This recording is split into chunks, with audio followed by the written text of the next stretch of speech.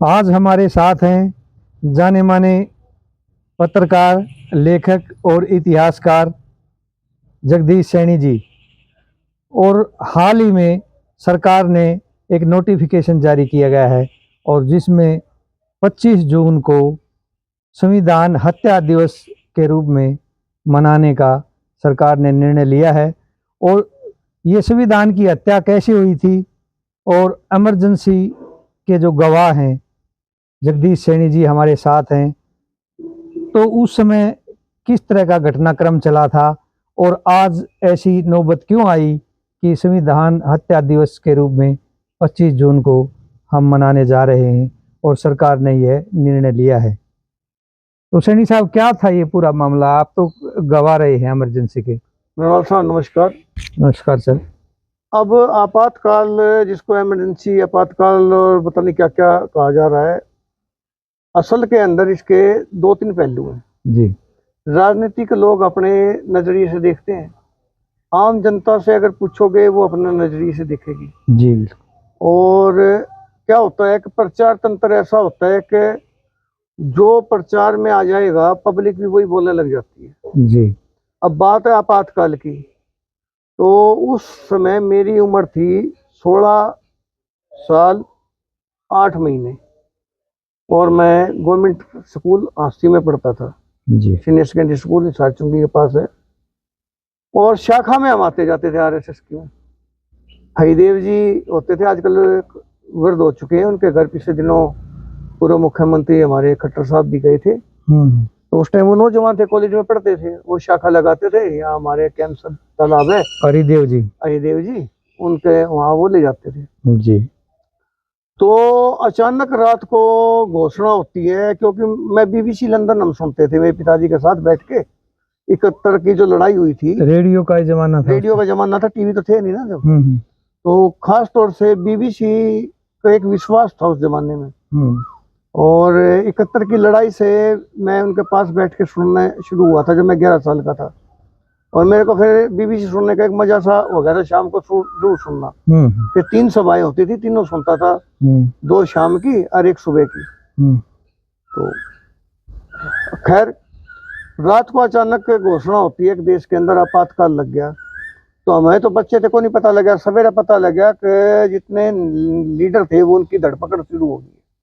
ये कौन सा साल था सैनी साहब? ये 1975 जून 1975 जी।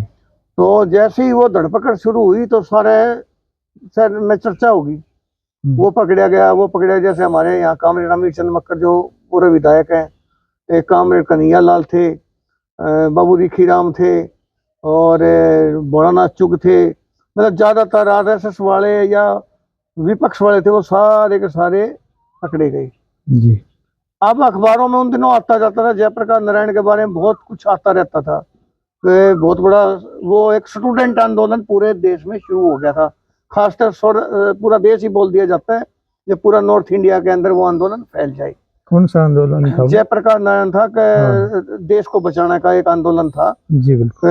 क्या है कि कई बार हमारे ज्यादा देर तक कोई शासन करता है, उसके अंदर एक अहंकार आ जाता है और पब्लिक भी पता नहीं क्या कारण है कि उसको, चाहे वो अच्छे काम भी करे तो भी हम उसको नहीं सहन कर पाते। जैसे आजकल मोदी जी के 10 साल हो गए तो उनको कह दिया अहंकार, फिर मोदी जी भी कुछ ऐसा बोलने लगे तो अहंकार स्पष्ट दिखने लग गया, तो पब्लिक ने उसको देख लिया, तो वो अहंकार का रूप दे दिया, विपक्ष एक हो गया है उनको। यही जो आजकल हम हालात देख रहे हैं ना, यही हालात उस समय बन गए थे। विपक्ष ने चारों तरफ जो है ना ऐसे ही आंदोलन, कहीं कोई तोड़फोड़ स्टार्ट हो गई है बिहार के अंदर, ये वो स्टूडेंट जब बीच में कॉलेज का आ गया तो वो काफी था, ये हम अखबारों में पढ़ते थे। तो जैसे ही आप क्यों सैनी साहब, मैं ये जानना चाहूंगा कि ये क्यों नौबत आई कि आपातकाल लगाना पड़ा? उसके बारे क्या में हालात ऐसे हो गए? उसके बारे में तो आपको चैनल के ऊपर हर रोज डिबेट हो रही है। हमें जो पता लगा था वो था कि श्रीमती इंदिरा गांधी चुनाव जीत गई थी और उसको राव नारायण सिंह होते थे एक नेता, उन्होंने उसको चैलेंज किया था इलाहाबाद हाई कोर्ट से।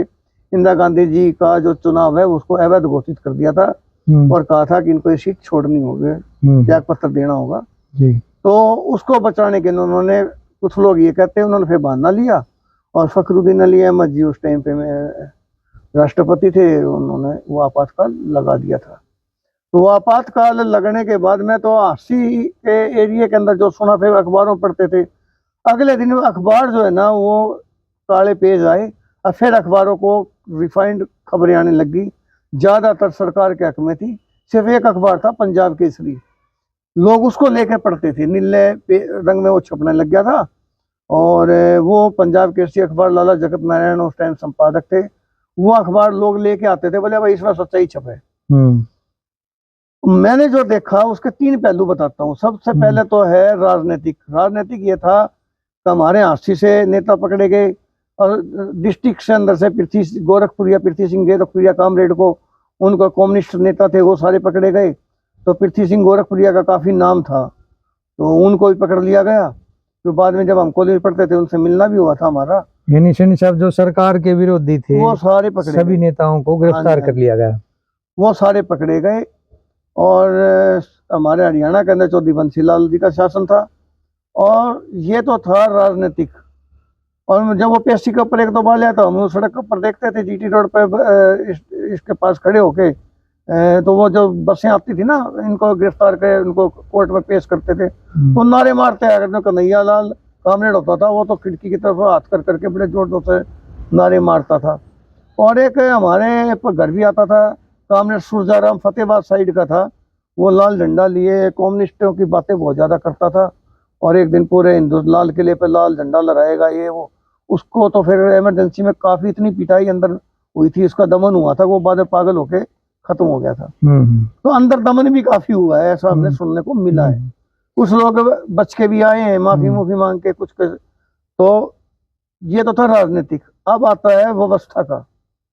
अब हुआ क्या कि इमरजेंसी से पहले सरकार ने जगह जगह ये लगाए हुए थे पॉपुलेशन कंट्रोल के लिए, बोर्ड लगे हुए थे, तो 2 ही अच्छे, छोटा परिवार सुखी परिवार, ऐसे परिवार नियोजन का कार्यक्रम था। लेकिन वो सफल नहीं हो रहा था। नसबंदी का चला हुआ था। नहीं, मैं बता रहा हूँ ना। तो वो जो सरकार ने फिर घी देना शुरू किया, 500 रुपए पैसे देने शुरू किए, आप नसबंदी कराओ, ज्यादा बच्चे पैदा मत करो। आपातकाल के अंदर है ये प्रोग्राम बना जी। अब जो है ना, जो जनसंख्या वृद्धि है उसको रोकने का एक नसबंदी के लिए किया। तो उन्होंने अफसरों को टारगेट दे दिए तो जो ये नसबंदी जहाँ ज्यादा करवाएगा ना लोगों की, हम उनको प्रमोशन इनाम ऐसे देंगे। उस चक्कर में अधिकारियों ने और कर्मचारियों ने दमन शुरू कर दिया अपना टारगेट पूरा करने के लिए। उन्होंने जो सामने आया उनको पकड़ा, जीप में डाल दिया। जीप के अंदर 5-7 हादसे के मैं जानता हूँ लड़कों को, अब तो बुजुर्ग हो गए। वो उन्हें जीप साथ दे रही थी। प्रहलाद सिंह यहाँ एसडीएम होता था, और लोगों को पकड़े जीप में घेर के, और वहाँ क्योंकि बस हमारा सीनियर सेकेंडरी स्कूल का और हॉस्पिटल की दीवार एक ही है, वहाँ ले जाते थे। कई बार वहाँ से बड़ी आवाज़ें होती, बड़ी भीड़ रहती थी वहाँ। सारा दिन अस्पताल के अंदर में नसबंदी के ऑपरेशन के काम चलते थे, जबरदस्ती। यहाँ तक भी सुनने को आया फिर एक नौजवान जो बच्चे थे 14, 15, 16, 17 साल की, जिनकी शादी भी नहीं थी, उनको भी गांव से उठा के लाके नसबंदी शुरू कर दी थी पटवारियों ने और अधिकारियों ने। इन्हों के जो जुम्मा लग रहा था, जितने भी कमेटी के थे सारे बस इसी चक्रों में लगे हुए थे। सब सुनने में आता है, यहाँ तक भी देखा नरवाल साहब, कई लोग तो मतलब बचने के लिए खेतों में फसलों में नहीं, हॉस्पिटल से नंगे, हमारे स्कूल से हमारी क्लासों के बीच में से भागते लोग गए हैं, बिल्कुल अल्फ नंगे। लोग वो कपड़े उतार लेते थे कि ये भाग ना जाए, तो वो पीछे से कहते थे कपड़े ले जा, कपड़े और सिमा लेंगे भाई। मतलब वो भागते भागते यहाँ तक कहते थे। यहाँ तक भी सुने उन दिनों गुआर के खेत, गुआर बहुत बोया करते, तो गुआर के खेत में पशु भी नहीं घुसता, लड़ता है गुआर। हाँ, तो उसके अंदर भी लोग जा के लेट जाते थे। यहाँ तक भी देखो बातें हुई हैं कि खेत में से पूरा परिवार बैठा आ रहा है, और अपने देहात में पता है कि आपको कई बार गाड़ी जो है ना औरत भी चला लेती है, गाड़ी गढ़वाली, तो बैलगाड़ी जो है अपने महिलाएं लड़कियां भी होती हैं, औरतें भी होती हैं, वो भी अपने हरियाणा में देखा चलाते हैं। बिल्कुल। तो वो जैसे उसका बाप पीछे बैठे हुए हैं, तो वो अचानक सामने जीप दिखी, तो लड़की अपने बाप को कह रही है, बाबू पुलिया थोड़ा लुक जा, वो नसबंदी वाले आ लिए, जीप वाली जीप, मतलब जीप का इतना टेरर हो गया था, पुलिस की जीप। ये अब आपका ये तो मैंने बताया दमन, जिससे बड़ा बड़ा भयभीत, सबसे बड़ा नसबंदी का जो था ये इमरजेंसी के दौरान चले हैं। हाँ, ये बहुत बड़ा चला था। उसके बाद बताऊंगा इलेक्शन के अंदर क्या हुआ। अब मैं आता हूँ इसका पॉजिटिव पहलू। अब पॉजिटिव पहलू ये है कि आम शासन कानून का हो गया था। स्टेशन के ऊपर लोग खड़े होकर रेल देख के घड़ी मिलाने लग गए। 8 बजे की रेल है तो 8 बजे आपके स्टेशन पे ट्रेन ब्रेक लगा देती थी। बस टाइम के ऊपर आप बैंक में जाओ तो कोई कर्मचारी आपको गफलत करता नहीं मिलेगा, वरना आज आप देखो तो कोई चाय पीने, कोई इधर उधर टहल रहा, कोई कुछ करे, कोई आपको कोई तमीज से बात करनी, पूरा काम करना। स्कूलों के अंदर अध्यापक, हमारा तो अध्यापक उससे पहले यहाँ तक देखे थे, बहुत से अध्यापक तो दारू की बोतल कुर्सी तरह लेके बैठ के दारू पिया करते क्लास में ही, और बहुत से साइंस रूम में बैठे सिगरेट फूकने लगे, क्लास लेते नहीं थे। इमरजेंसी के अंदर तो पूरे टाइम पे क्लास लेना, क्या मजाल थोड़ी सी भी गफलत कोई कर जाए, और क्या मजाल के पढ़ाने के सिवा और कोई बात कर जाए। और कर्म दुकानों पे आप देखो तो रेट लिस्ट टंगी थी A to Z सामान की, कोई एक नया पैसा भी फालतू आपसे नहीं छेड़ता। मिलावट नाम की चीज खत्म हो गई थी, हेरा फेरी खत्म हो गई थी। रात को साइकिलों के ऊपर, रिक्शा के ऊपर तो लाइट लगी गई थी। लोगों ने पुरानी पुरानी लाइटें टांडा पैसे ठा के टो के लगानी शुरू कर दी थी। मेरे भी ध्यान है कि हमने भी, हमारी टांड पे लाइट पड़ी थी। मेरा एक दोस्त होता था सुभाष, लालटेन लालटेन टाइप होती छोटी सी, उसका मिट्टी तेल डल के, वो पुराने जमाने में थी कोई, वो हमने लगा के वो रात को अगर चलना तो वो जलाते थे। और बैलगाड़ियों के नीचे, क्योंकि उस जमाने में ज्यादा व्हीकल नहीं थे, खच्चर ठेलियां, ऊंट गाड़ी, बैलगाड़ी, तो इनकी रात को जो लोग चलते थे वो उनके लालटेन लगा लेते थे, उससे चलते थे। आजकल आप देखोगे तो व्हीकल एस्ट वेस्ट है, सड़कों के व्यवस्था बन गई थी, सड़क के प्रशासन के अधिकारी और हर तरह से एक व्यवस्था सड़क के ऊपर आपको सुई भी बार दुकानदार की नहीं नजर आती थी। सब सामान अंदर, अतिक्रमण नहीं, कोई अतिक्रमण नहीं था। और हंसी के बाजारों को एक नया रूप दे दिया गया था। पूरी दुकानों का आगे का फ्रंट एक जैसा, अभी भी उनके कुछ स्वरूप दिखाई देते हैं दुकानों के बने हुए। और उनके जो ये आजकल बोर्ड बार लगाते हैं, ऐसा नहीं, दुकान के ऊपर लिखने की भी जगह बनाई गई थी, छज्जा बना के उसके अंदर नीचे लिखने की जगह, आप बाहर कुछ नहीं निकालोगे। ये आजकल देखा तिरपाल दुकान इतनी कौन नहीं होती, उससे कई गुना ज्यादा सामान सड़क पे होता है। ऐसा कुछ नहीं था। मतलब है कि लोगों को सुविधा के नाम के ऊपर, आपको इतना बता दूं, कहीं भी कोई मिलावट की चीज, गलत चीज, 2 नंबर की चीज नहीं थी। लेकिन सरकार से जुड़े हुए लोगों ने उसका फायदा उठाया और मन मर्जी से जो चाहा वो भी किया। जो सरकार के साथ रहने वाले लोग थे ना, जो दरबारी लोग होते हैं कई बार, MLA का और सरकार के साथ मंत्रियों तक जिनकी पहुंच होती है, उन्होंने फिर कब्जे भी किए जमीनों के ऊपर, लोगों को नाजायज थानों पिटवाया भी है। क्योंकि उस जमाने में ये भी आ गया था इमरजेंसी के दौरान, अगर हम यहाँ बैठ करके सरकार के विरोध में कोई बात करें, 30 आदमी ने सुन ली, जैसे पीछे कोई आदमी खड़ा, अब उसने जाके झूठा ही कह दिया थाना में तो वो बंसीलाल के खिलाफ, इंदिरा गांधी के साथ, तो आपको उसी वक्त पुलिस आएगी उठा कर, कोई भी टिप्पणी कर देता था बंसीलाल जी के खिलाफ या इंदिरा गांधी जी के खिलाफ, सरकार के, हाँ, तो किसी भी नेता के खिलाफ गिरफ्तारी हो जाती थी, उसी वक्त गिरफ्तारी, ठुकाई होया करती वन न्यारी। तो ये कई पहलू थे। और उसके बाद भाई कहते तो ये है कि IB की रिपोर्ट इंदिरा गांधी जी को ये मिली थी कि आपकी बड़ी जय जयकार है, क्योंकि जो सत्ता पक्ष के लीडर दरबारी थे वो हर रोज शहर में जुलूस काटा करते, यहाँ से दिल्ली भी जाया करते उनका बताने के लिए कि जी आपकी बड़ी जय जयकार होती है, बहुत सब कुछ ठीक है। तो उस चक्कर में, या फिर विदेशी कोई दबाव था, इमरजेंसी को तंत्र में हटा लिया गया और चुनाव आए। चुनाव के अंदर नारा लगा था इमरजेंसी के 3 दलाल, इंदिरा, संजय, बंसीलाल।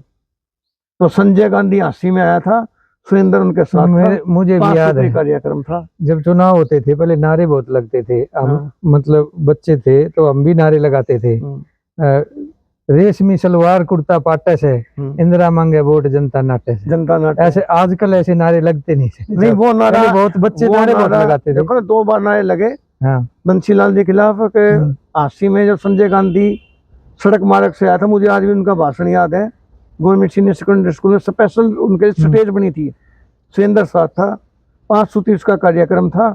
उस 5 सूत्री कार्यक्रम में पेड़ लगाना था। तो उसने अपने भाषण में ये कहा था कि मैं जिस सड़क से आया हूँ इसके दोनों तरफ पेड़ नहीं है। ये कह के वो भाषण दे के सड़क से ही साथ चले गए। आपको जान के ताज्जुब होगा, 1 घंटे पीछे वन विभाग के लोग हमने सड़क के दोनों पासे पेड़ लगाते देखे, धनाधन धनाधन धनाधन। मतलब वो एक ऐसा शासन भी हमने देखा कि सरकार का क्या। आज तो आप शिकायत कर लो, स्वयं विंडो सीएम विंडो के अंदर 2022 में शिकायत गिरी थी। अब वो परसों उसका टेलीफोन आया है, कोई सुनवाई नहीं, कोई कहीं उसने। लेकिन भ्रष्टाचार चरम सीमा पे। इमरजेंसी के अंदर ये 2-3 पहलू हैं। जब हुए इलेक्शन डिक्लेयर, अब मैं सैनी बता साहब देता देखो, हूँ, ये तो जनता चर्चा दल है, बना था। ये तो काफी चर्चा है कि बीजेपी ने भ्रष्टाचार पर अंकुश लगाया है। नहीं, मैं अभी यहाँ इधर भी आऊंगा आपको। अभी आपातकाल के बारे में बात थोड़ा सा और इसको वाइंड अप करवा देता हूँ कि हुआ क्या कि जब चुनाव घोषणा हुई स्वतंत्र के अंदर,